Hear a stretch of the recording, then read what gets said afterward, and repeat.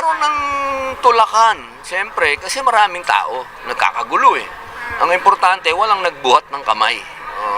Natural lang tulakan. Ako, alam ko, inihintay ni Idol yung magbuhat ng kamay si Remula eh.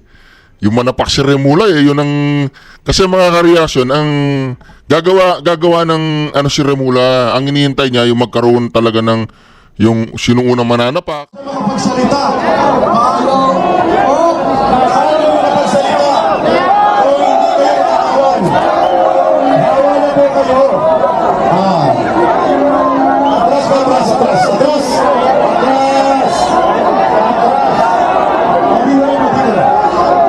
Nagkakagulo na po si Marcoleta, mga kareaksyon. Grabe.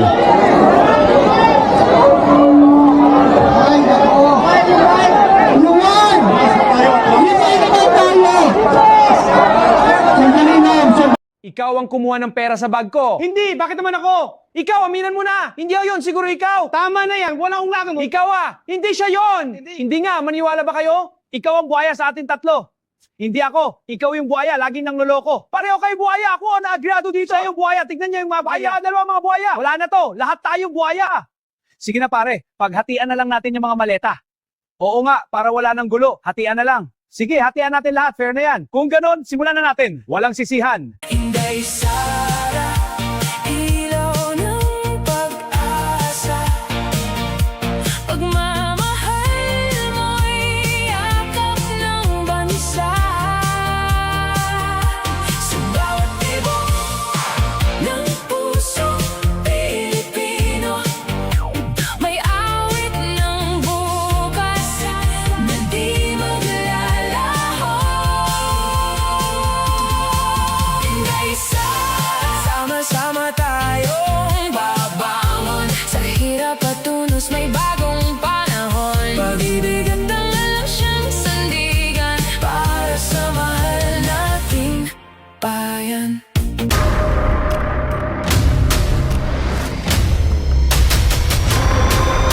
Bago tayo mag-umpisa, baka pwede nyong i-like ang video na to. Malaking bagay ang like sa aming mga content creators. Maraming salamat po.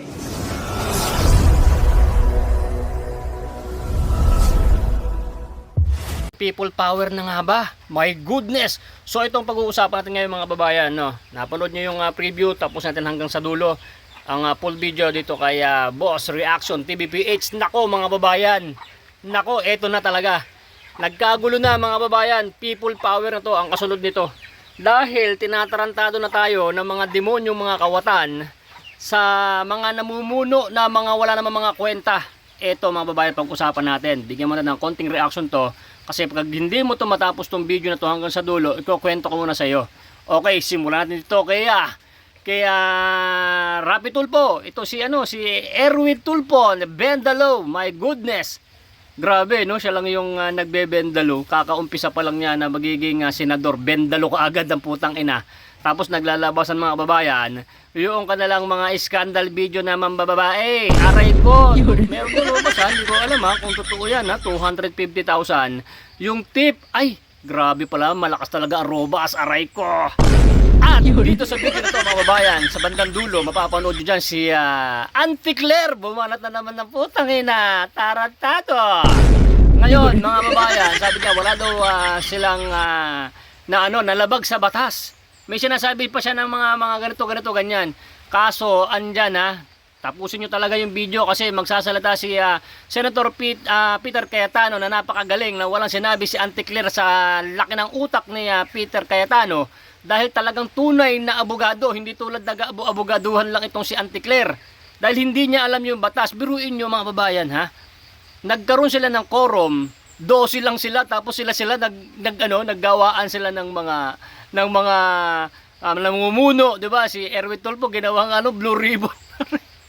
Dahil nakasulat daw sa batas mga babayan, pwede mo lang din gawin 'yan kung ang isa, dalawa, tatlo ay nasa Amerika, nasa ibang bansa, nasa labas ng Pilipinas. Pwede mong gawin 'yan. Nako. Kaya nga itong mga abogado, itong 12 na to, lumipat si Escuderong Sablay, no? At nagtraidor sa bansa at nagtraidor sa mga kasamahan niya, ay talaga namang Hindi sila pa pwede kasi 12 lang sila eh. Hindi ba?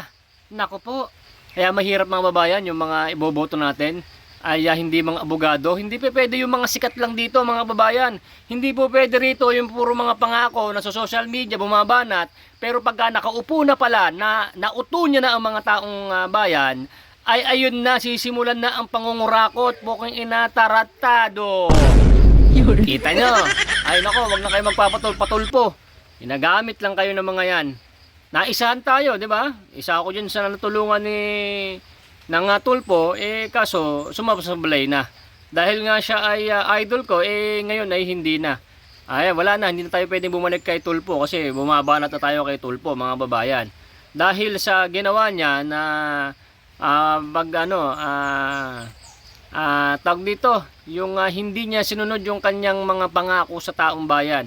Dati binabanatan niya itong mga kasamahan niya, ngayon ay kasamahan niya na. Grabe, no? Ito si Erwin Tulfo, binabanatan si Hontiveros, mga ganyan. Biglang naging sila.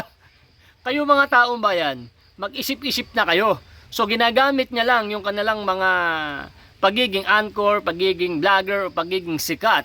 Oo, siyempre pag napanood tayo, akala natin sila yung magtatanggol sa taong bayan, sila yung magpuprotekta sa kaba ng bayan noon pala. Sila rin ay di umano ay nabigyan ng mali-malitang pera. Alam nyo mga babayan kung bakit talaga nila ginagawa yan. Dahil ayon sa salaysay ng 18 Marines ay nandun sa kanila, yung pangalan nila nandun. Kaya harangin dito, gawa ng panibagong mga namumuno kahit wala sila Senator Marcoleta. Dahil nga ayaw nilang imbestigahan ang flood control kasi nandun yung mga pangalan nila, taratado. O, di ba? Maliwanag na maliwanag pa sa sikat ng araw kahit tag-ulan ngayon. At ay yung panggigipit na yan, na magsama-sama pa kayo ng mga abogado nyo, hindi kayo obra sa talagang tunay na sa batas. Hindi naman kayo mga abogado eh. Bigla na lang kayo abogado nyo, si Auntie Claire. Puro fake news naman din sinasabi niyan. Di ba? O, wala. People power to susunod ito mga babayan. Dito na maglalabasan ng mga tao. Kita nyo? Panoorin nyo hanggang sa dulo, talagang maglalabasan talaga ang mga taong bayan. Tapos itong si Erwin Tulfo, sabi niya, kakalad ka rin daw niya. Itong si Senator Peter Cayetano, pag nag-isang hearing pa, grabe tapang. Iba talaga pag walang mga nalalaman sa batas. Di subukan nyo, sabi nga ng mga netizen at ng mga nagte-trending sa mga video ngayon, subukan nyo. Subukan nyo daw kalad ka rin si Senator Peter Cayetano, no? At sila Senator Marcoleta. Tingnan nyo na, lalabas na ang Iglesia ni Cristo para ipagtanggol, no, si Senator Marcoleta sa pagiging yung inaapi nyo dyan eh. Biruin nyo si John Vic, ginawa nyo pang security guard. Aray ko, ang sakit nun John Vic, ang gwapo-gwapo mo, ang tigas-tigas mo, ginawa kang security guard dyan. Ikaw tigaharang, pasalamat ka, hindi ka umupa, kung hindi tinatad ka ng suntok ni Robin Padilla. Naghihintay lang, alam mo ba yung mga movie niya na talagang nambubugbog siya ng mga kalaban. Totoo yan, magaling talaga yan. Magaling sa karate yan. Ikaw na lang yung hinihintay eh. Kung ikaw ay umupak yan, wala, bugbog ka kay Senator Robin Padilla. So kita nyo mga babayan, no, ang nangyayari sa bansa natin. Nakakalungkot na at nakakagigil na. Nakakagigil na talaga mga babayan. Ngayon, sa isang vlog natin, kitang-kita nyo, at sinabi ng 18 Marines, Sandro Marcos, Hontiveros, Laila de Lima, ang dami nilang mga nagsitanggap mga babayan. Kaya ayaw na talaga nilang maimbestigahan yung flood control scam dahil nga po, madadawit talaga sila. Ito, subukan natin, tingnan natin to Kasi maganda tong movie na to. Movie to mga babayan. Hindi ito matatapos sa 2028 hanggang hindi nakakaupo si BP Sara. Oo, daig pa natin yung yung Netflix. Para na tayo Netflix nito. At talagang nanonood talaga tayo sa walang katapusan na pinikula. Kaya kahit ganun, talagang dapat natin suportahan si BP Inday Sara at ang 18 Marines para magpatuloy yung pag-iimbestiga at may makulong. Kunwari lang nagtatapang-tapangan itong mga hinayupak ng mga hindot na to eh. Kunyari walang kinalaman, sinungaling daw yung mga 18 Marines at yung mga tanso vlogger, sabi nila, scripted na nga lang daw. Naku naman, kita nyo, yung iba dyan hindi nga nagbabasa eh. Talagang nasa puso talaga nila yung pagsasalita nila na totoo. Diyos ko. At totoong buhay yan. Kasi talagang naging sila, bodyguard ni Saldico at mismo si Saldico nagsalita na rin about dyan. Kaya wala na kayong takas mga walang ya kayo, di ba? So ganito mga babayan, panoorin natin tong full video. Kung gusto mong panoorin ang full video at magusto mo tong vlog natin, don't forget to like. At kung hindi ka pa nakasubscribe, subscribe ka na dyan sa ating channel para lagi kayong updated sa ating mga video araw-araw hanggang sa makuha na natin ang hustisya sa pinagnanakaw ng mga demonyo, mga hayop na mga malilibog na kumakain na robas at nagtitip ng mga daan-daan libo at nagpapaubos ng milyon sa sugalan. Puking intaratado. O, panoorin nyo na to guys. Panoorin nyo hanggang sa dulo kasi ang ganda na to. Okay? At hihintayin kitang muli. Susunod na tayo ng vlog. Thank you. Oh, tuloy mo na boy. Let's go! Wala naman tayong naging problema since the 1987 Constitution pagdating sa mga witness. So simple lang sa lahat ng ating kababayan, let them testify. Sir, hindi daw pa mapasukin yung resource person, sir? Bakit nga hindi? Kayo ang nasa media. Martial law ba tayo ngayon? Bawal ba magkaroon ng guest? So kung hindi nila i-recognize ang Blue Ribbon Committee, bawal kami magkabisita dito. Ang may control ng Senate premises is the Senate President. That is in the rules. Hindi po ang USAA or kung sino man. If you look at, if I'm not mistaken, in section, I'll get my rules. Yung rules ko nandun. Sir, tutuloy pa rin naman daw nila yung Blue Ribbon.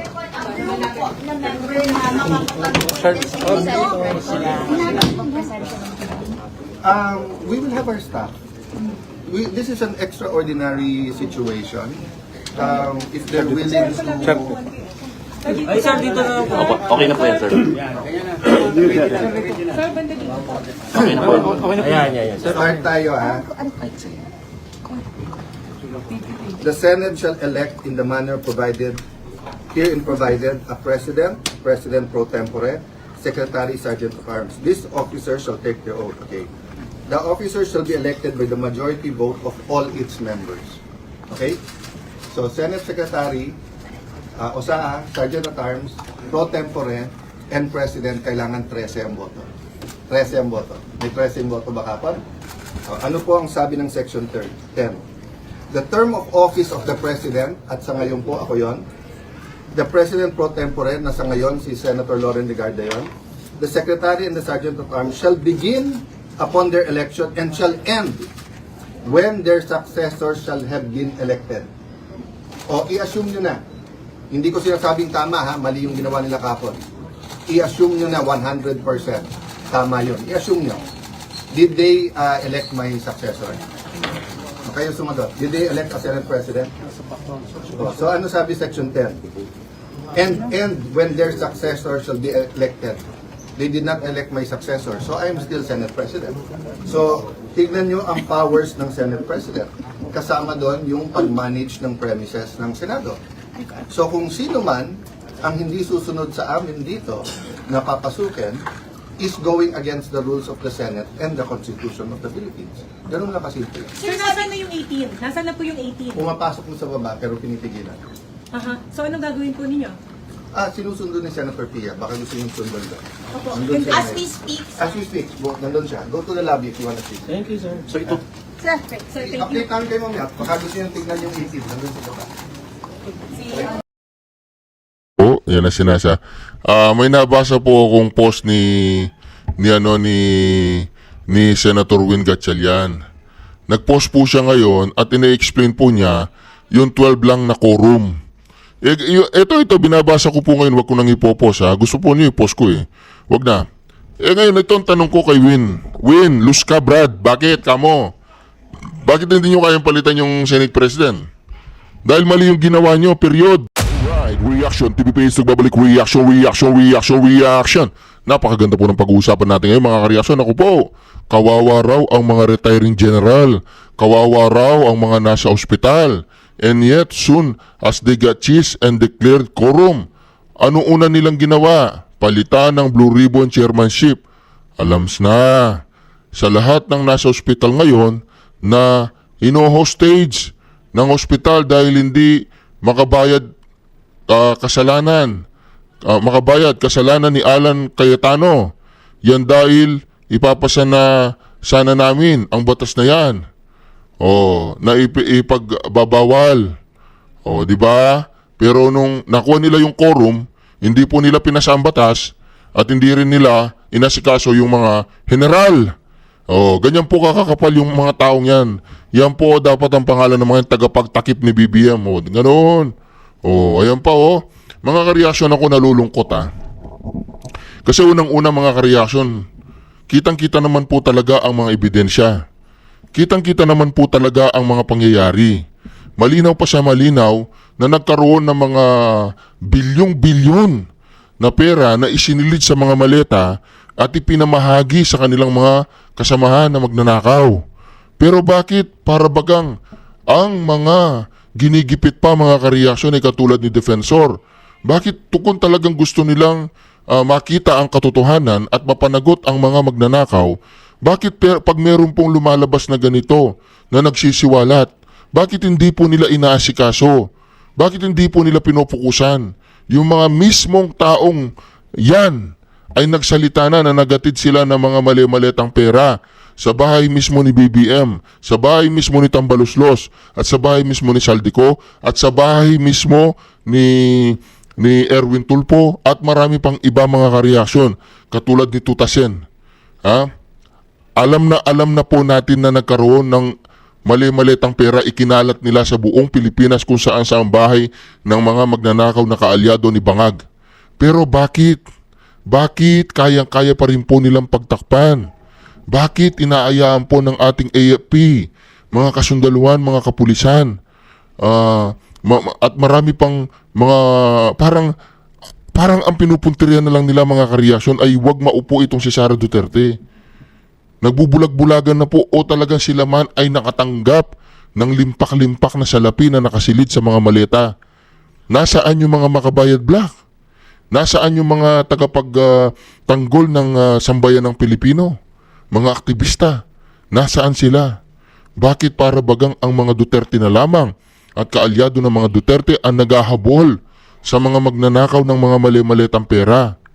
Nasaan ang mga dilawan? Nasaan ang mga pinklawan? Nasaan yung mga anti-Marcos na never again? Nasaan sila? Bakit mga Duterte na lang ang sumasagupa at kumakalaban at nagbubunyag at nagkikipaglaban sa mga masasamang espiritu na ito mga kareaksyon? Ito pa mga kareaksyon, ginigipit po ngayon ang Davao. Isinara po ng DENR ang landfill na kung saan itatapon ang mga basura ng Davao. Ngayon hindi po nila alam kung saan nila itatapon. Alam po ba ninyo kung anong ginawa ni Baste?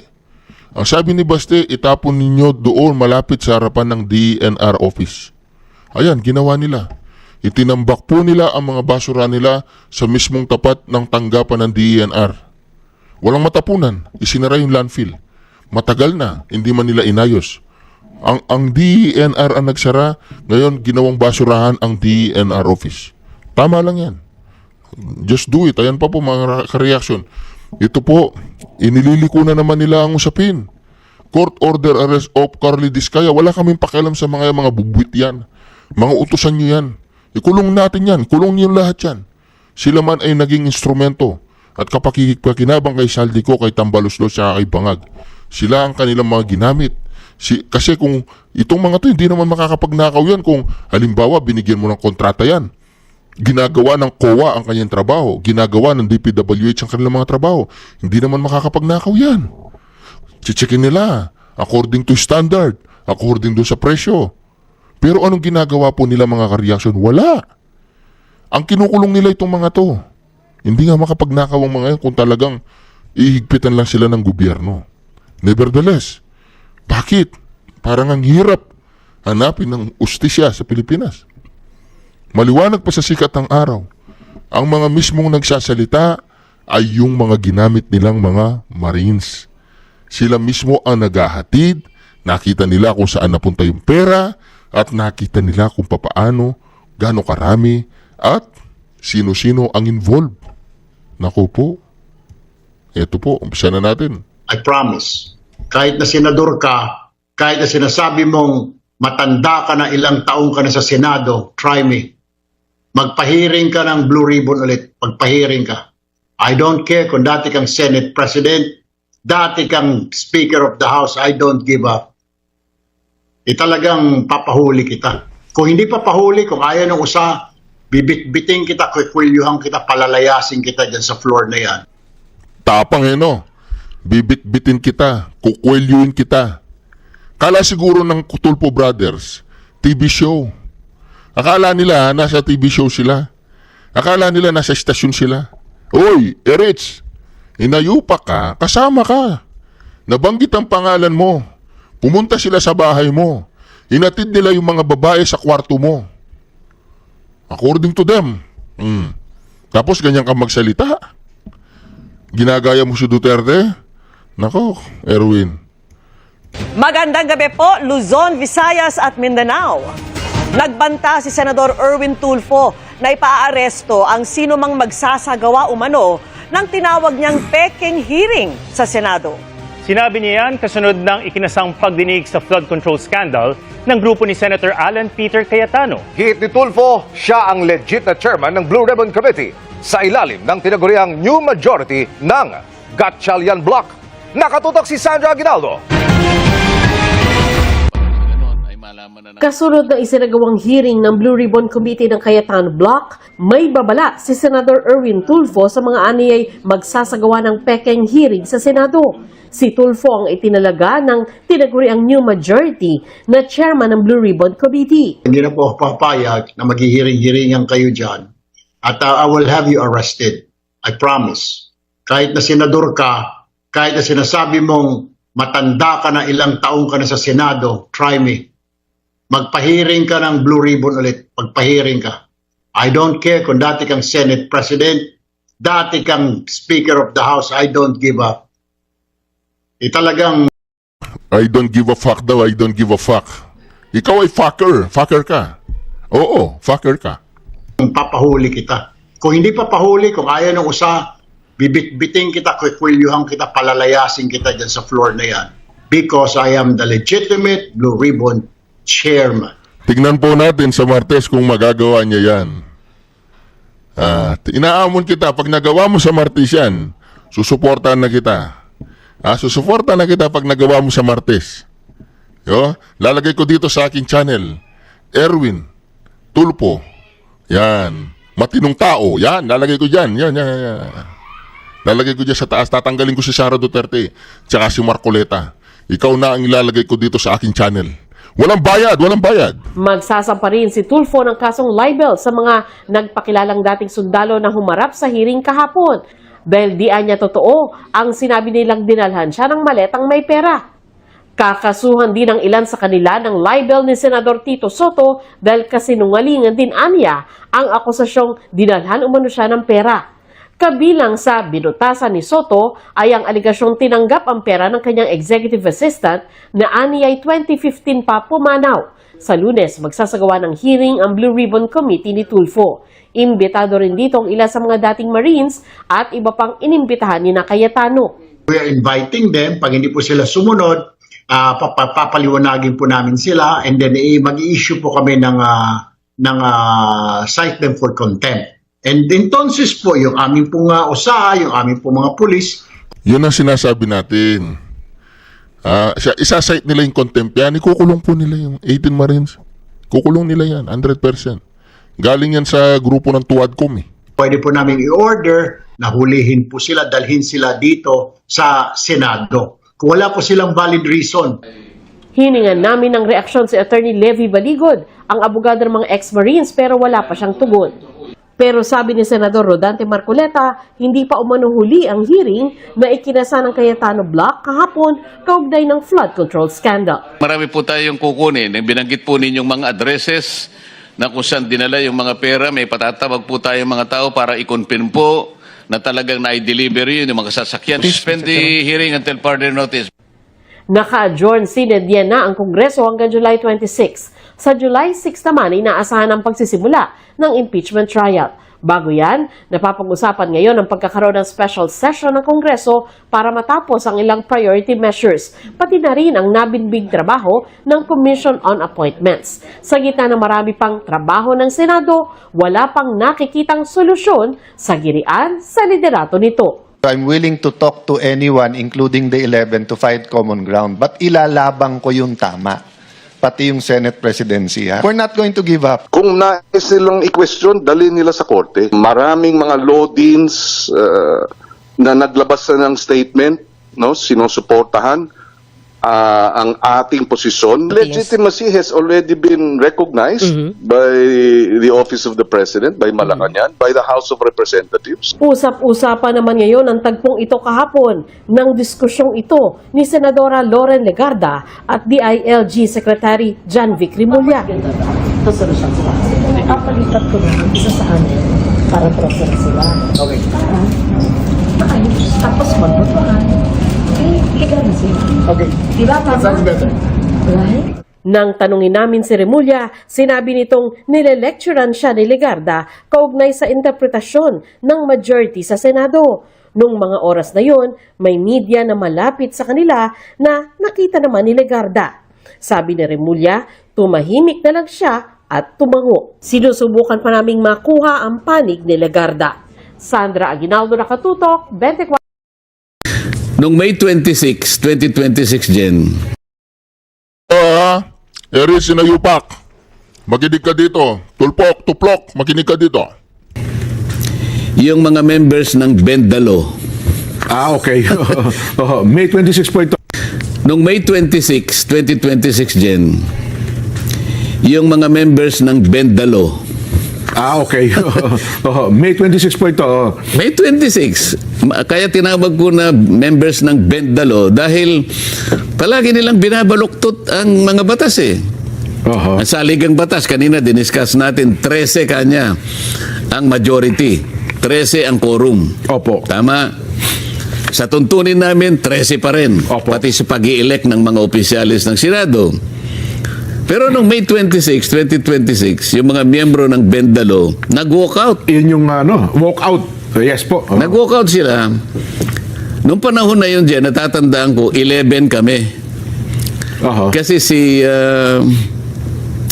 Senator Bato at saka si Chis Escudero, wala. Okay. Kaya 11 kami.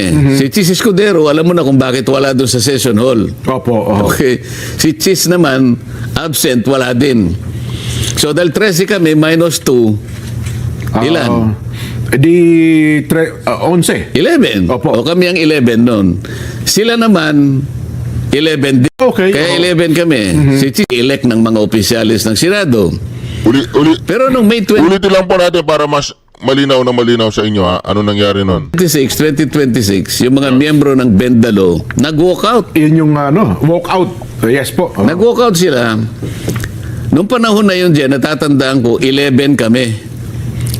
Kasi si Senator Bato at saka si Chis Escudero, wala. Okay. Kaya 11 kami. Si Chis Escudero, alam mo na kung bakit wala doon sa session hall. Opo. Okay. Si Chis naman, absent, wala din. So, dahil 13 kami, minus 2, ilan? Di 11. 11. Opo. O kami ang 11 noon. Sila naman, 11 din. Yung nag-walk out. Oo, 11. Ngayon, dahil pinopropose ko na i-amend namin yung aming Senate rules. Opo. Magdadagdag ako ng isa pang paragraph sa Section 41 ng aming tuntunin dyan para sana mapayagan ang isang senador sa isang kailangan na pagkakataon na makapag-participate siya o makaboto sa aming mga pinag-uusapan kahit virtual o online sa magitan ng teleconferencing o kaya ay video conferencing. Yes po. O ilan mang akmang gamit para sa ganon ay makasama siya sa araw na yon. Ano? Yes po. Mahigpit nilang tinututulan yon dahil ang buong akala nila yon ay para lamang kay Senator Bato o kaya kung sino pa yung susunod na makukulong. Kung sino man, No naman, hindi pa naman nakakulong si Senator Jinggoy. So Yes, inaakala nilang makukulong sa amin si Jinggoy, si Senator Joel at saka si Senator Chis dahil pare-pareho na silang may kasong plunder eh. Yes po. Pati nga ako pinlander dyan, di ba? Ngayon, mahigpit nilang tinututulan yun dyan dahil inaakala nila na magagamit namin kaagad yun. Sakali mang malagay kami sa ganung kalagayan. Yun ang kanilang pananaw. So makikita mo doon, talagang hindi sila kakampi sa amin talaga. Gusto nga nilang makulong kami at hindi namin magamit yung idadagdag namin sa saligang batas sa aming tuntunin. Para sa ganun, di kami talaga makapag-participate. Sa namang pagdinig. Samantalang, wala naman kaming nilagay. Sabi ko sa amendment, kahit sino sa amin ang malagay sa isang mahigpit na pangangailangan o consequence na hindi pwedeng makarating physically, kahit sino man, halimbawa, isa sa kanila nagkasakit, nasa ospital, o kaya biglang nagkaroon ng travel na hindi makakauwi ng ganon sapagkat na-cancel ang mga flight, sila naman makakagamit. Kaya lang, ang nakikita nila kagad, kami ang unang makakagamit nung mismong amyenda na ini-introduce ko. Yun nga sinabi ng isang senador. Grabe po talaga yan, Illegal po. Actually po, hindi nila ako tinanggal. Naglagay ng acting. Senator Win, Lucian, ingat kayo dyan. You're playing around with fire. This is not just about the Senate. This is about the Philippine Constitution. Mga kababayan, sabi nila, ginawa nila to kasi naipit ang trabaho. Wala naman po silang ginawa ngayon. Kung hindi baguhin ang mga committee para walang Blue Ribbon committee hearing bukas, para hindi maimbitahan ang 18 Marines. Binabanatan ako ng mga media. Ganun ho ba? So sa kanilang pagtatakip sa katotohanan, yung sinabi ko ng marami sa inyo ay bayaran, binubugbog nila ako ngayon. Ito ang ginagamit nila, imbes na yung katwiran ay lumitaw, ginagamit nilang pagtatakip ito. Basahin mo ngayon yung dalawang malalapad na dyaryo dyan. Ang tanging ginawa nila, yung litrato ng session hall na nandun nakaupo, yung 18 Marines, yun lang, nilitrato lang. Pero yung sinabi ng lahat ng mga nandoon na mga Marines at saka mga sundalo, kahit isa walang... Yun po ba ay hindi pagtatakip ng katotohanan? Tingnan mo yung dalawang dyaryo ngayon. Yun ang headline, yung litrato lang.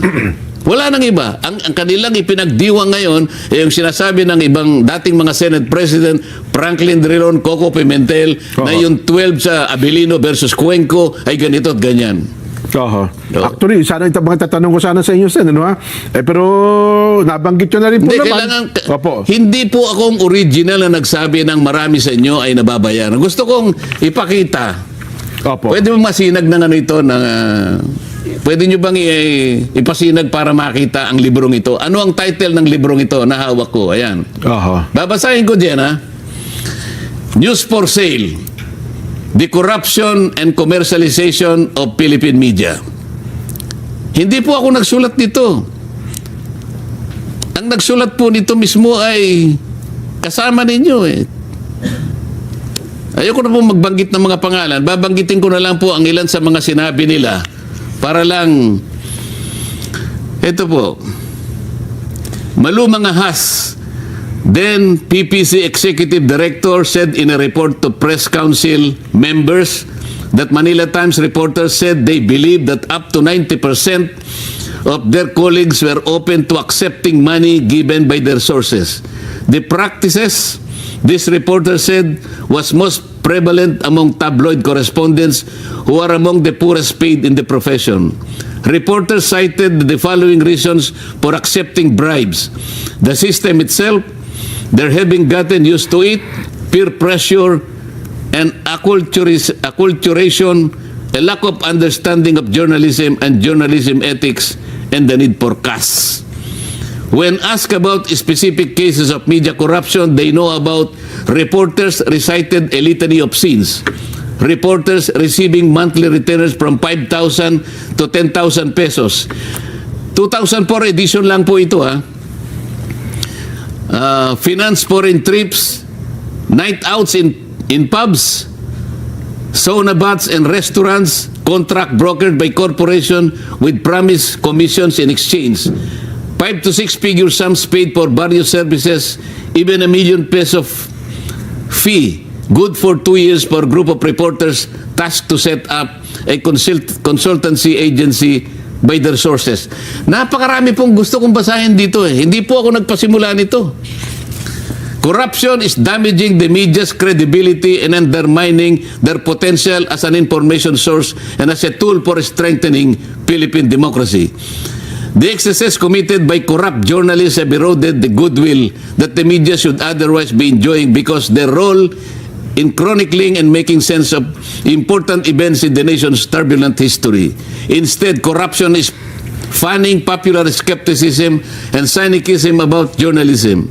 Many citizens now think that media are grasping and greedy lot, as corrupt as the politicians they report about. Ang dami nito, Jen. So, hindi po ako nagpasimula nito. Ngayon po ay makikita natin ang manifestation as ebidensya. Kagaya na binanggit ko kanina. Opo. Habang kami nagsesesyon kahapon, binanggit ni Alan Peter, Senate President, ang iba't ibang mga banners ng mga periodiko, iba't iba. Pero hindi man lang sinabi nila na si Alan Peter Cayetano ay siya pa rin ang nananatiling Senate President. Ang ibinubunyag nila ay yung takeover nila. Nabase na rin doon sa ginagawang pagsusuporta ng mga kapanalig nilang mga judges, mga ex-magistrate ng Korte Suprema. Opo. Mga ex-Senate President. Pati yung Integrated Bar of the Philippines. Yan po sinasabi natin mga ka-reaction. Yan po sinasabi natin dyan. Alam po ba ninyo, news blackout ang nangyari kahapon. Pagdating dito sa usapin ng 18 Marines, news blackout. Kaya kung wala po yung Net25, wala yung SMNI, kung ako sa inyo mga ka-reaction dalawa lang ang panonood nating news outlet. SMNI tsaka Net25. Supporter po ako ng mga yan mga ka-reaction. Inirekomenda ko po sa inyo, manood lang kayo, SMNI, tsaka Net25. Meron pang isa DW Basat, meron pang isa na hindi siya bias. Okay siya, okay. 3 araw kayong hindi dumalo sa pagdinig ng sesyon, Sen, At para maaga na yung in-adjourn ang pagdinig ng Senado. Yan ang pinakamagandang tanong sa araw na ito, Jen. Opo. At ito ay may kaugnayan sa napaka-importanteng salita na dapat ay huwag makalimutan ng ating mga kababayang nakikinig ngayon. Opo. At sa lahat po ng mga kababayan natin saan mang dako kayo ng daigdig naroroon. Ang word for the day ay katotohanan. Katotohanan. Truth. Truth. Yes po. Kasi meron pa bang ibang salita bukod sa katotohanan? Wala na po. Pero naiintindihan nating lahat yun. Yes po naman. Kapag ang isang tao o isang grupo ng tao, lalong-lalo na ang lipunan, ay nawala na sa katotohanan, mahirap na mangyari sa isang bansa yun, Jen. Wala kabalintunaan na mangyayari. Yun lamang isang tao lang o isang grupo ng tao na hindi na pinamumugaran ng katotohanan, malaking problema na yun. Ay, opo. Paano kaya kung buong lipunan na? Problemang malaki yan, Sen. Isang pamayanan, isang komunidad, hanggang sa ito ay lumawak na sa buong lipunan. Hindi na tayo mapapalagay nun dyan Ninakawan ng katotohanan. Palagay ko wala nang direksyon siguro ang pamahalaan sapagkat ang bawat pamamahala ng gobyerno dyan ay palaging nakasalig sa katotohanan. Yes po naman. Ngayon, tinatanong mo kanina, bakit naman pumayag kayo na hindi makasipot sa loob ng 3 araw? Yun ang ginagamit na laban sa inyo. Nakalimutan nila nung sila'y mag-walkout dyan, noong May 26, 2026. Ito yung mga petsa na hindi na pwedeng kalimutan sa kasaysayan natin. Nakatala na po sa kasaysayan ng Senado, Sen. Nangyari noon sa panahon ni Abilino Cuenco, 1949 ito dyan, naulit sa ating panahon. 2026. So, 1949, 2026. Maulit ng 2026. Mga oh. ilang panahon yun? Mahigit ano yun? Mga 80 years na yun siguro, Jen. Opo. So, wala pa naman siguro. Kumigit kumulang po. Oh. Kumigit kumulang 80 years ang pagitan. Hindi pala po pwede kasi 3 araw yung sa kanila yan. Hindi, mali yun. Nakalimutan ko. Meron akong iniisip kasi. Sa akin palagay ngayon lang nangyari muna eh. Na ngayon lang ginamit yun eh. Ito yung walkout? Oh, yung walkout eh. Okay. Ewan ko, baka nangyari na sa ibang pagkakataon. Pero sa aking pagkakaalam, ngayon lang nangyari yung walkout. Kasi yung 1949 may tension din, no? Pero wala nag-walkout ata nun, Sen. Hindi, nag-walkout. Opo. Pero yun lamang ang gusto ko sabihin, nag-walkout. Nag-walkout. Na nangyari kasi ang mamaya sabihin natin yun namang hindi kami dumating ng 3 araw. 3 araw, opo. Yung walkout, mga kababayan, pwede nating ikumpara nung 1949. Okay? Kasi noon 10 din ang nag-walkout. Ganun po. Oo, 10 yun. Historically, may kapareho eh. Opo. Kaya alam ko, baka alam na nila yung Abilino, kaya nila ginawa yun eh. Yung Abilino kasi dyan, kailangan may kwento lang natin kahit konti lang. Opo, 77 years ago ang pala. presidente ng Senado noon, 1949, ay si Senator Abilino. Okay. Kaya lang, merong titindig si Senador Lorenzo Tañada yata yun dyan, kung tama yung pagkaka... Yung matandang Lorenzo Tañada, opo. Meron silang pinoformulate na aksyon against the Senate President na di umano ay may connection sa korupsyon. Medyo naulinigan kaagad ng Senate President, Abilino. So bago pa mag-umpisa, binang niya na yung Gable. Gable. Sabi niya, the session is adjourned, sabi niya. In-adjourn ka agad, Nag-walk. Pagkatapos, yung 10 kasama siya, nag-walk out. Nag-walk out. Kaya nga sabi ng Korte Suprema, hindi ninyo kayang i-terminate yung legally assembled quorum sa magitan ng pag-walk out ninyo. Okay? Dahil yung na-establish na quorum, nandun na kayo nung umpisa eh. Kaya yun ang quorum. Naulit lang ngayon, ginamit nila yun siguro, 10 din ang nag-walkout. Nakukuha mo ngayon, ha? Baka ginaya talaga nila pala, Kaya lang mali sila, dahil wala namang nawala sa amin. Si Senator Bato, hindi naman nila nadala sa The Hague. Ngayon, mapapansin mo, kaya ganun na lang ang kanilang pagsasakit na makuha si Senator Bato. Para sa ganun, nung May 26, talagang akmang-akma ang Abilino versus Cuenco. Kasi kung matadala sa The Hague, wala sa jurisdiction. 23 lang ang sana ngayon ay nasusubaybayan ng mga kababayan natin. Yun pala. Balikan mo ngayon kung bakit ganun na lang ang pagsisikap at pagsasagit na mahuli si Senator Bato. Una, para hindi kami makakuha ng 13. Para sa ganun makuha namin ang liderato. Pangalawa, ay para sa ganon makasiguro sila na kung ano man ang mangyari sa susunod na mga araw, si Senator Bato wala na sa jurisdiction ng Pilipinas. Ayun, so talaga palang ang kasama sa plano pala talaga. Baka akala ninyo hindi namin alam. Hindi namin alam yan. Ngayon, balikan natin. Ang tanong mo kanina, ulitin mo nga. Bakit daw kasi naman nauna kayong nag-adjourn ng 3 araw bago absent kayo? Binoykot yun raw. Hindi ba nung nag-walkout sila, sabi nila, hindi walkout yun. It was a legislative strategy. Strategy? Tuwan-tuwa nga sila doon, Sen. Naisahan daw nila kayo doon. Naisahan daw kami. Yun akala nyo. Nung nag-walkout sila, kami naman, sila sabi nila nag-boycott daw kami. Yun na nga, Diyan hindi kami nag-boycott. Bakit wala kami? Bakit nga po? Wala, 3 araw po ginamit lang namin ang nakasad sa Section 6, Article 6, Section 16, Paragraph 5 ng Saligang Batas. Ano po nakalagay, Sen? Basahin natin. Sige po. Neither house during sessions of the Congress. Neither house, either Senate or the House of Representatives. Bawat isa sa inyo, sabi niya. Shall, without consent of the other, adjourn for more than 3 days. Nor any other place than that which the 2 houses should be sitting. Itagalog mo. Walang isa sa inyong dalawa nang walang consent yung isa ang mag-adjourn ng higit sa 3 araw. Ginawa ba namin nag-adjourn ng higit sa 3 araw? Hindi po, eksaktong 3 araw. O eksaktong 3 araw. Anong ginawa namin? Ginagamit lang namin ang nakasaad sa saligang batas as a legislative strategy. Alam mo kung bakit? Opo. Kung nandun kami noong June 1, June 2 o June 3, nakuha nila kagad ang mga committees na ilugso nila si Alan Peter Cayetano at Senate. Nakuha nila yung blue ribbon, hindi na natuloy yung June 4. Ayun pala talaga ang target nila.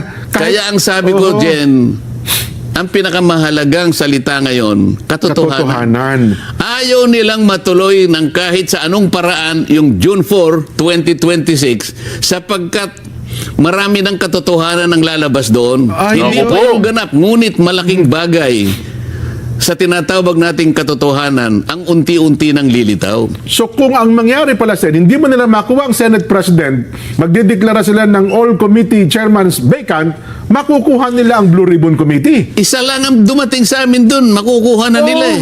Hindi, isa lang ang dumating sa amin, mailulugso na nila si Alan Peter. Kasi 13 eh. Opo. Oh, di ba? Yan ang sinasabi natin dyan. Your comment po on Senator Jinggoy Estrada maintaining na Senate President pa rin po si Senator Alan Peter Cayetano po. Hindi lang naman si Senator Jinggoy nagme-maintain nun, lahat tayo, and I think all of you should also understand it. No, I'll read the rules to you very simply, okay? Guys, rules of the Senate, okay? We're all bound by this. Rules of the Senate. The officers of the Senate shall be elected by the majority votes of all its members. Majority vote of all its members. Nagkaroon ba ng majority vote of all its members for any other officer? Wala. It's very simple. It's very simple. Huwag tayong magpapalito. Huwag tayong magpapagulo. Kaya nga nagkandagulo-gulo na yung hearing ko because somebody who's purporting to be the acting Senate President Pro Temp, when we have a Senate President Pro Temp, issued instruction that wala ng hearing. And then, this is last night. And then, pinayagan ituloy yung hearing ko. So, may mga nag-attend naman. But by 9:30 in the morning, may memo na naman na sinabing because there's no official business authorizing all employees to leave the Senate by 10 a.m. O, anong klase yan? Kasi nga, nag-iimbento sila ng script nila. We have a Senate President. It's Senator Alan Cayetano. We have a Senate President pro tempore. It is Senator Loren Legarda. We have a Secretary, Attorney Joel Montales. Clear lang tayo, guys. Ma'am, tinawag po nilang bogus yung Blue Ribbon Committee hearing ngayon. Ano pong reaction? Yeah, so, you know, I love answering these questions. Thank you for answering these very important questions. I go back to the rules. Who were the elected officers of the Senate? We already discussed that, right? All members of the Senate must elect its officers. Senate President pro tempore, and from there, we elect our chairman of each committee. I was elected chairman of the Blue Ribbon Committee. So chairman ako. Wala naman nagbago doon. Paano magbabago? Nag-hold sila ng some kind of gathering where 12 of them decided that there will be an acting Senate President. Then the 12 of them decide to change the... They can't even hold the session, guys. The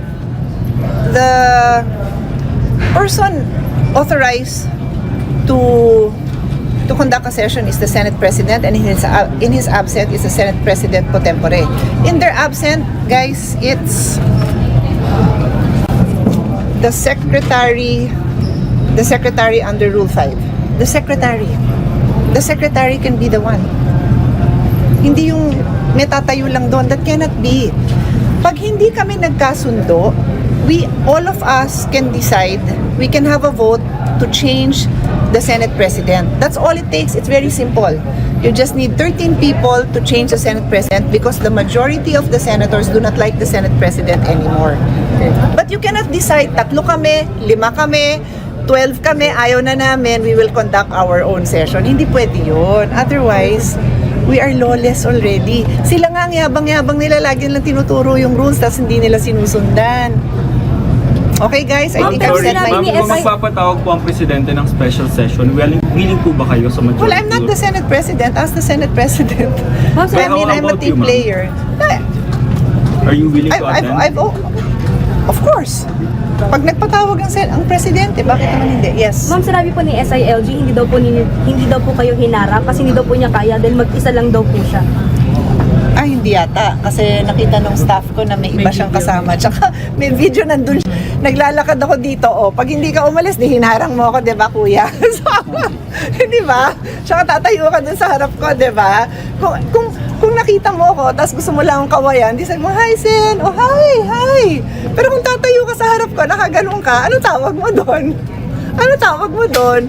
Sorry if I cannot appreciate somebody standing in front of me and I'm trying to move forward. Di naman ako nagmamalaki, pero I would think naman na, excuse me, pwede bang makidaan? Ma'am, may sabi ba kayo kay SILG? Di na, sinabi ko na yung kailangan ko sabihin. Ma'am, how about Senator Cheese joining yesterday? That's his choice. How do you Thank you, guys. Planin na si ma'am. Thank you. Ngayon, naka-show politika, yung hat mo sa politika, wala. Showbiz hat. Opo, hinubad muna po natin yan. Iniwan natin sa Senado. Mas exciting po ito. Opo, para naman ma-entertain tayo. Opo. May may showbiz question kami. Opo. Sino raw bad boy, minority, majority? Wow! Wala naman. Hindi, ang sagot ko dyan, democracy. Ito po ay democracy. Ang Pilipinas ay democracy. Ang bawat tao ay meron siyang opinion, meron siyang, lalo na sa politika.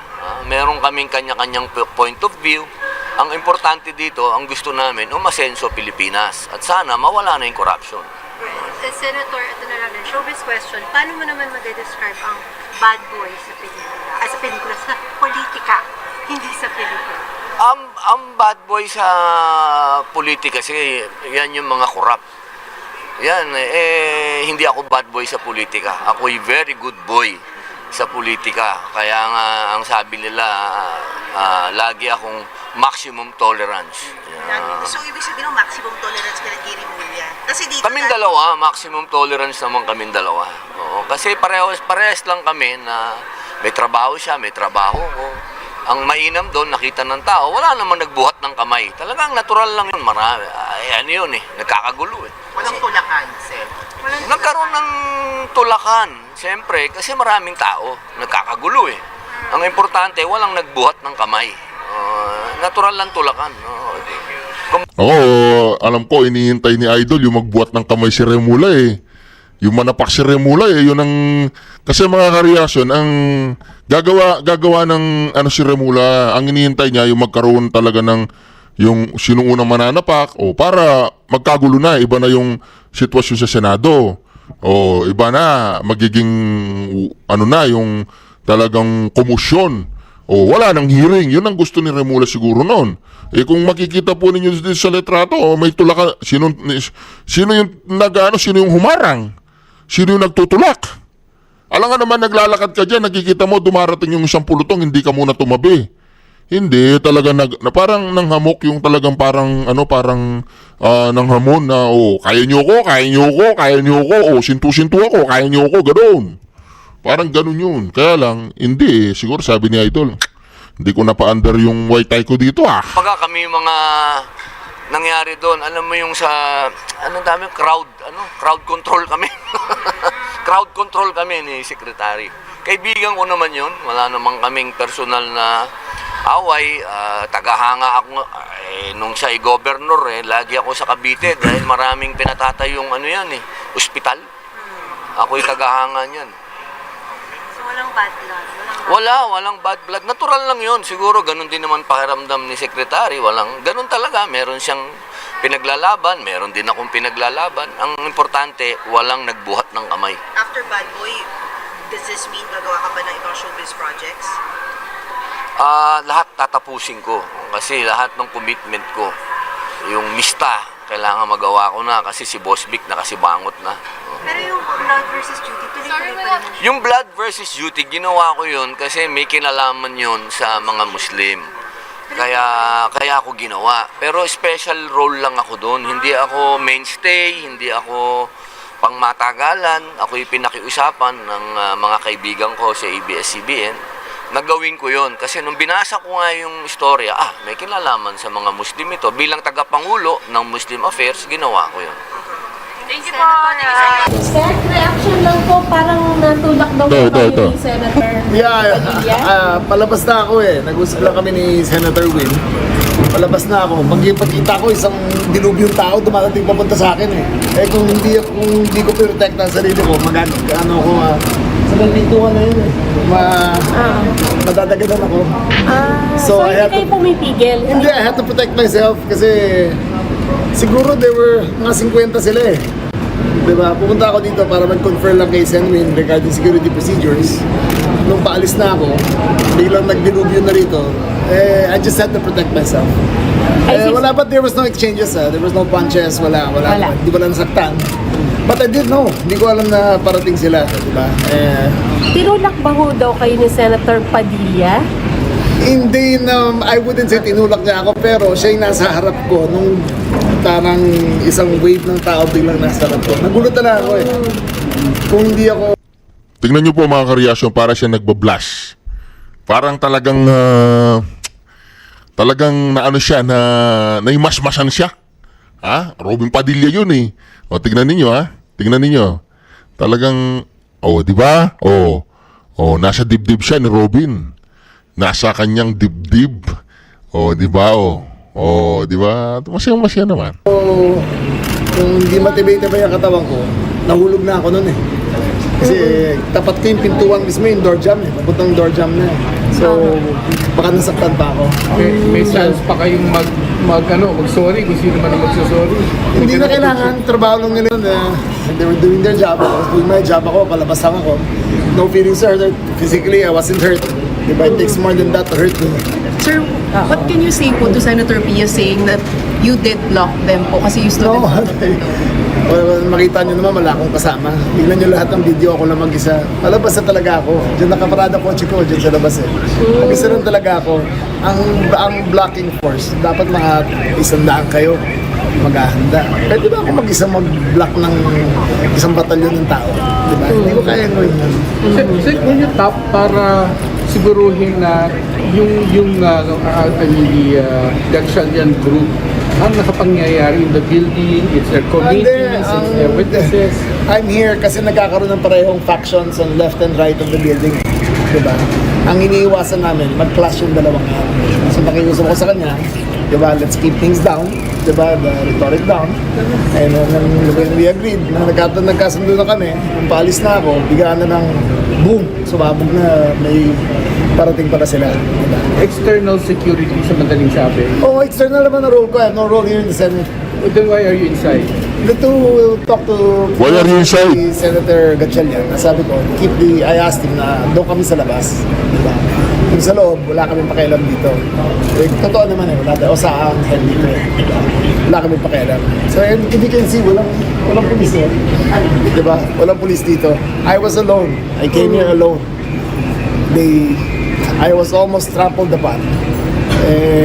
Buti na lang malakas-lakas pa katawan ko. Kinaya ko naman. But now, sir, you came from a meeting, right, sir, with Senator Gatchalian? Yes. Can you tell us more about it? There was a summon of the Sandigan Bayan na para i-produce si Bryce Hernandez dito. Pero nung nakita namin, tinanong ko kung valid to. Nag-order yung old Blue Ribbon Committee.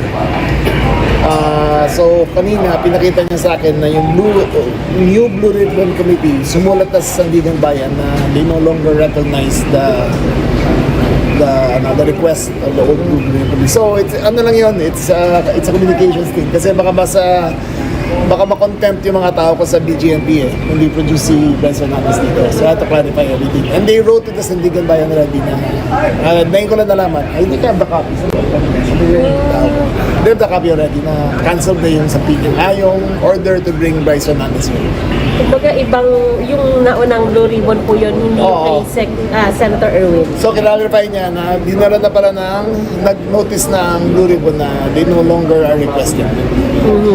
So yun ang kaya ma-clarify lang. Clarify ko lang. Kasi nagpapanik yung mga tao sa BGNP kung anong gagawin na. So punta ako dito para makita talaga yung person yung sinong mananaig. Hindi ako nag-defensive. Please, malakas. No position to move aside. Senator Pia insisted kasi na Hindi na fog of war yun talaga nakikita mo. Kasi I saw her mga 5 people deep. Akala niya nakikipagtulakan ako. When in fact, ako yung natutulak doon.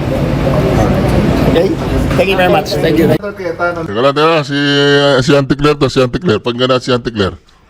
Ang babaeng ipinaglihi sa galit. Ang babaeng nahulog sa duyan. Sa papag. O sa banggera. Oh, di ba? Sino nagtutulak? Oh. Anong tingin nyo dyan? Tinulak o siya nagtutulak? Pwede ka naman tumabi dun sa katabi ng nakablock na empleyado. Pwede kang tumabi dun sa likod ng nakablock na empleyado. Tapos, di ba? Hindi, talagang nagipagbalyahan siya, Talagang malupito ng ginawa niya, di ba? Si Auntie Claire na. Auntie Claire, pasok! Made some statements about the palace. Isa po doon ay, sabi niya, sometimes you have to bend the constitution to please Malacanang. Wala tayong nilalabag na anumang probisyon ng konstitusyon. Maliwanag naman, di ba, nakalagay sa konstitusyon, the Senate shall elect the Senate President by the vote of majority of all the members. May inelect ba na Senate President? Di ba wala? Pero nung nagkaroon ng quorum, pwede silang gumawa ng transaksyon. At legal ang pagdeklara na bakante lahat ang Senate elected or elected Senate positions. So, walang dinideklara, walang binoto, walang inelect na Senate President, acting Senate President. So, ibig sabihin walang quorum. Tama, di ba? Walang quorum, di ba? So, ano ang nilalabag na probisyon ng konstitusyon? At maliwanag, akin na rin nabanggit kanina, na tayo ay sumusunod lamang sa naging kautusan at naging desisyon ng Supreme Court sa Avellino versus Cuenco. At tandaan natin, yan din ang ginawang aksyon ni dating Senate President Franklin Drilon na nagdeklara siya noong 2015 ng quorum ng 12, di ba? Kasi may 17 at that time na recognized base number at nandoon sina Senator Alan at Senator Pia Cayetano. Wala naman naging pagtutol dito, wala naman naging ginawang aksyon na sinampa sa Korte Suprema. So yan ang nasusunod na jurisprudence sa ngayon. Sabi ni Senator Marcoleta, hindi daw po yun applicable. Yun na lang siguro, kung pupunta sila sa Supreme Court, sabihin na lang niya sa Korte. Ma'am, yung pakikipagpulong daw ng, ano nga yung sinasabi? 11. SB 11. Yes, SB 11. Nagpupulong sila? Sa Malacanang. daw po dito. Wala tayong impormasyon patungkol dyan. At yung akusasyon po na may mga members daw po ng cabinet na tinangkang kausapin si Senator Jinggoy Estrada para daw po maligtas sa kanyang kaso. Unang-una, ano po bang kapangyarihan ng mga miyembro ng gabinete na mangako sa isang tao na di umanong sangkot sa anomalya? Nasasabihin, wala ka ng kaso. Wala silang karapatan. Wala silang kapangyarihan. Ang kapangyarihan ng pag-iimbestiga ay nasa kamay ng Office of the Ombudsman or ng DOJ. So, nasa Office of the Ombudsman ang pagre-rekomenda kung i-dismiss ang kaso o isasampa ang kaso. Walang kinalaman doon ang gabinete. Ang mahirap po kasi ngayon, mas marami ang paninira. Kumbaga, sa paninira na lamang sila. Hindi, meron silang mga ka-reaction. Meron silang tinatawag na ebidensya. Narinig mismo yan ni Alan Peter Cayetano. Hindi ka pwede Appropriations Committee Chairman kung walang basbas sa langit. Well, you mentioned the name Saldico. I was in the House of Representatives from 1987 to 1992. In the Senate from 92 to 95 and from 95 to 2001 when my term ended. And I will tell you, over my dead body, no one becomes chairman of the Appropriations Committee unless it is with the approval of the President. You think we congressmen at that time could determine who the Appropriations Committee chairman would be if Malacanang says, I don't like that guy? No. So you mentioned the name, no? So this is just how I feel because during our time, I know for a fact, hindi ka pwede Appropriations Committee Chairman kung walang basbas sa langit. I tell you honestly, Jesse, I will be praying for him. I love him as a brother. Alam ko yung pinagdaanan ni Hart. Alam kong ama siya. na yung nagtatanong yung anak niya anong nangyayari. So I'm praying for him. You know why they were so bold? Do tell, sige, Mrs. Ano po tingin niyo? Because when they arrested PRRD, and then there was no uprising that stopped it. Yes. They realized that, They can pretty much do anything, ano? na parang, we were able to do this to the highest rating, to the president with the highest exit rating, the most popular president in living memory. Okay, we were able to get away with this, nakinuha namin siya, tapos wala namang nag-alsa, etc. We can do everything. Ganyan ang nasa isip na ng mga yan. What they did to PRRD instilled fear to every politician in the Philippines. Because, Yes. papalag ka? Nakita mo yung ginawa namin kay Digong? Correct. Ano kasi? Do you really think na pala kanya? Don't look at Digong like someone na talagang Nasa pedestal yan in terms of yung capabilities he's a niya. giant in Philippine politics. Kaya yun una nilang ginawa, patumbahin si Digong. Kasi pag napatumba na nila si Digong, everything is just walk in the park. At tama si Joey, we deserve what we tolerated. So yung nangyari kay Digong yun, nung hindi kinuha siya, sinalagay sa plate, with no uprising, with nothing, with no, ang nangyari lang is, okay, rewardan sa election yung mga company Digong, for them, so what? But sa kanila, you cannot take it away from them that they were able to do that to Digong. You have to give them kudos to that they were able to pull that off without any uprising. Kasi yun ang kinakatakot nila. They tested the water. They gambled. Okay? They gambled with what they did to Digong. And then what they did, they succeeded flawlessly.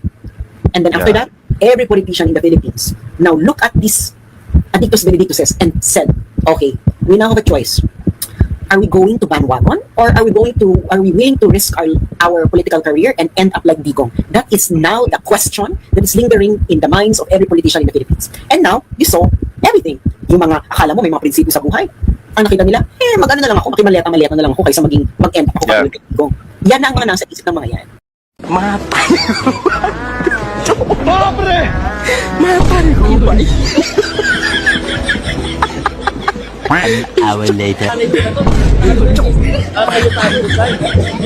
Ayan nga pa yung pinagtatako ko, bakit tinitira na nila si Cayetano nasa kasama. Ayaw ba? Hindi ko alam yan, sir. Sinama lang kami dito. Hindi niya alam kasama siya sa mga tumitira kay Cayetano.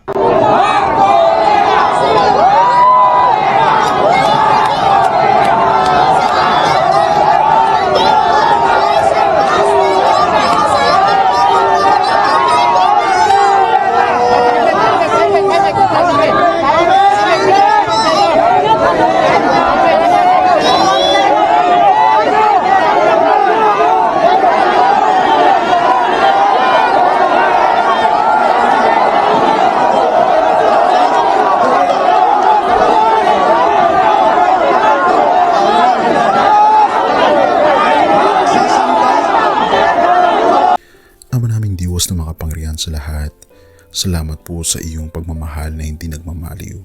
Sa gitna ng kaguluhan sa aming bansa, turuan niyo po kaming magtiwala sa iyong hustisya at hindi sa hustisya ng tao. Linisin niyo po ang aming mga puso at ituro niyo po ang tamang daan ng katotohanan at pag-ibig.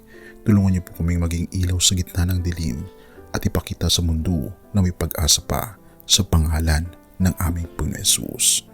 Salamat po sa pag-ibig po ninyo at salamat sa pagdinig ng aming mga panalangin at iligtas niyo po kami. Sa pangalawa po ninyong pagparito at patawarin po kami sa lahat ng aming mga pagkukulang at pagkakasala sapagkat ito po ang aming samutiling sa matamis na pangalan ng aming Panginoon Hesus. Amen. Sa lumang silid, mag-isa kang tahimik. Walang kamera, palakpak ay wala na. Ngunit sa bawat pader ng bayang iniwan mo, may pangalan mong di na mabubura.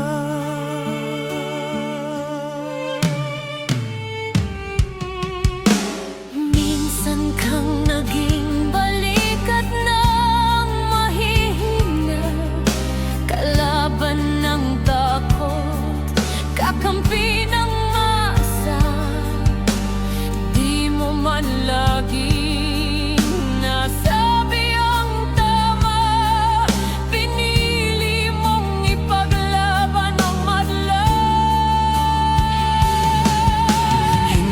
nasaktan gaya naming lahat.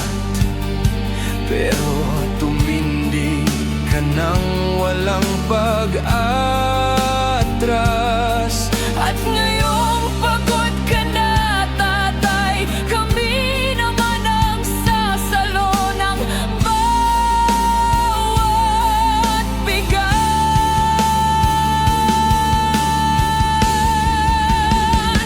Hanggang sa dulo, ikaw ay mahal.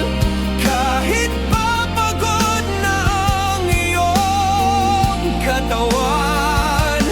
Tatay, salamat sa iyong paglaban. Ngayon, kami naman hanggang sa dulo. Di ka namin iiwan.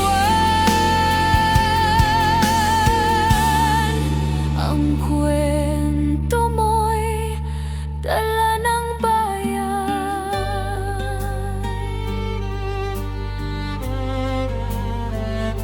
Tahimik ka na sa mga batikos.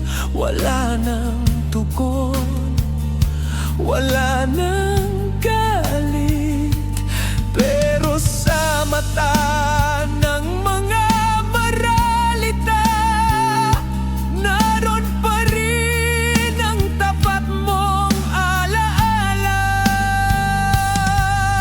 Marami mang di nakaintindi, marami pa rin ang di nakakalimot. At ngayong wala ka ng kapangyarihan, tatay, ang magtatanggol sa'yo ay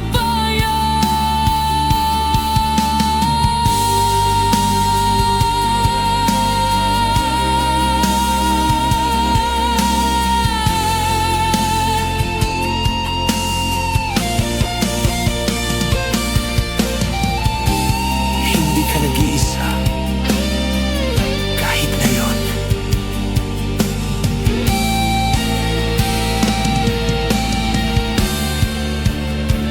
Hanggang sa dulo, tangan ka pa rin sa puso ng batang minsan mong pinagkain. Hanggang sa dulo, di ka nag-iisa. Ang dasal ng bayan ay sa'yo pa rin. Katay, kami naman ang lalaban sa ngalan mo, sa alaala mo. Hanggang sa dulo, dalangin ka ng puso ng masa.